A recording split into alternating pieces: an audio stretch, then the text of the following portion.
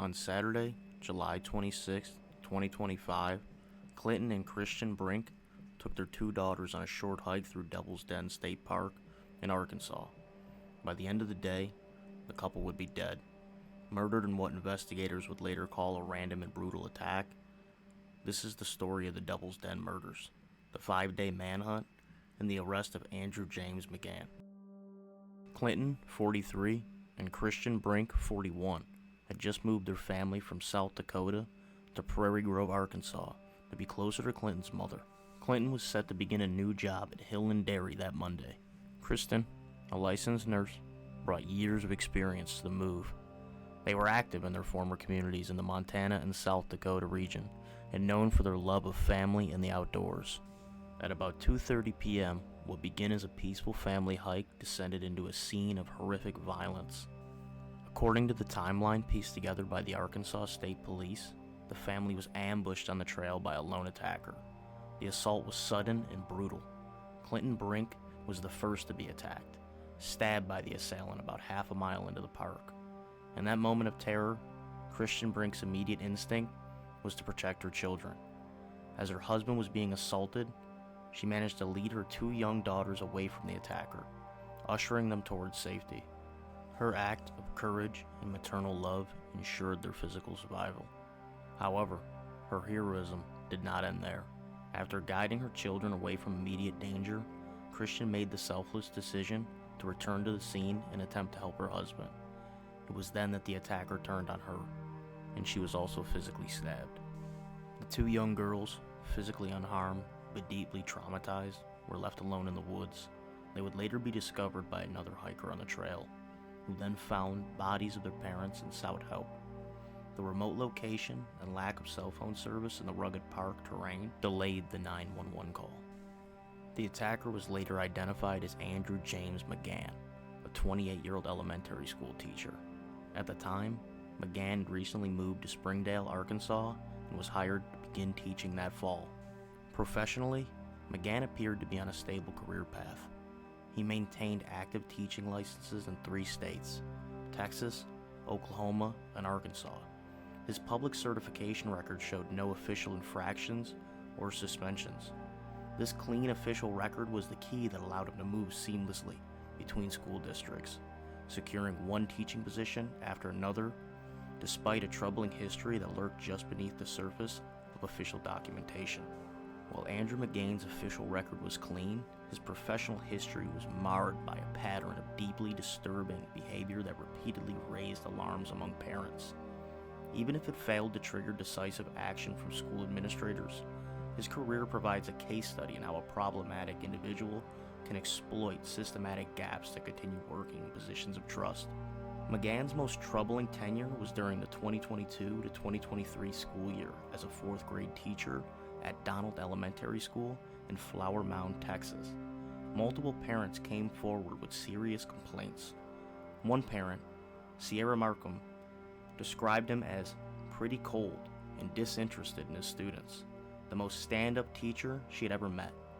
Her son and his classmates reported that McGann was very touchy and showed a lot of favoritism to certain girls in class.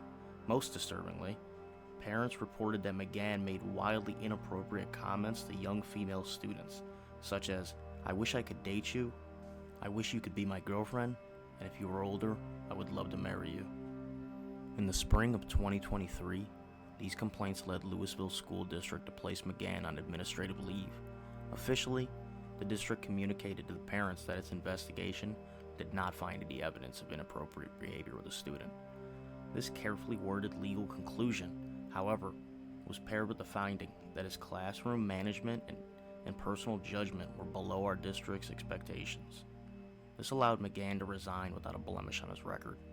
He continued to jump around school district to school district and state to state before landing in Arkansas, and was 1 week out from starting a new teaching position before the murders. One of the keys to catching McGann was the description of his vehicle: a black 4-door sedan, possibly a Mazda, with his license plate obscured by electrical or duct tape. On July 28th, this description was supplemented with a composite sketch of the suspect, followed by a photograph showing him from behind, captured by another park visitor. McGann's vehicle was captured on numerous security and game cameras on properties surrounding the park. Investigators were able to track the vehicle's movements and eventually identify it as a black Kia Stinger belonging to Andrew James McGann. Investigators located his vehicle parked outside Lupita's Beauty Salon and Barber Shop in Springdale at 4:57 p.m. on Wednesday, July 30th, just 5 days after the murders. Special agents entered the salon. A stylist at the salon later recalled that McGann had been acting strangely, keeping his head down and refusing to sign in, saying he wanted to keep his hair long to cover his face. He had visible cuts on his hands when he was arrested, a physical sign of the struggle that occurred on the trail, and a source of the DNA he had left behind. So a timeline of the events goes like this. July 26th, 2:30 p.m. The first 911 call is made. Clinton and Christian Brink are found dead. Their children are found alive. 8:40 p.m. Arkansas State Police confirm a double homicide and begin a manhunt. July 27th. The victims are publicly identified. A description of the suspect and his vehicle is released. A white male in dark clothing with a black backpack driving a black four-door sedan. July 28th. A composite sketch is released. A photo showing the suspect from behind is added. July 29th. A second photo is released. ASP confirms over 500 public tips have been submitted.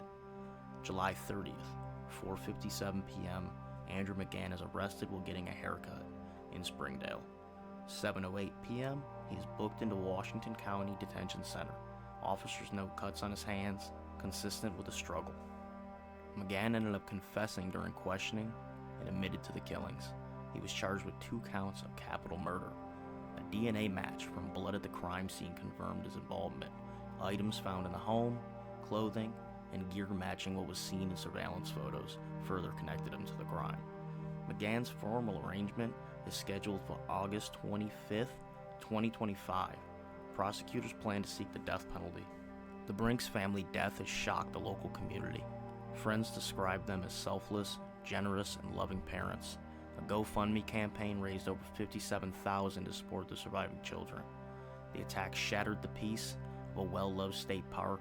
It also raised serious questions about how individuals like McGann can pass background checks despite years of concerning behavior. Clinton and Christian Brink died protecting their children. Their story is one of family, courage, and a community forever changed by one man's violence. This has been the Devil's Den Murders.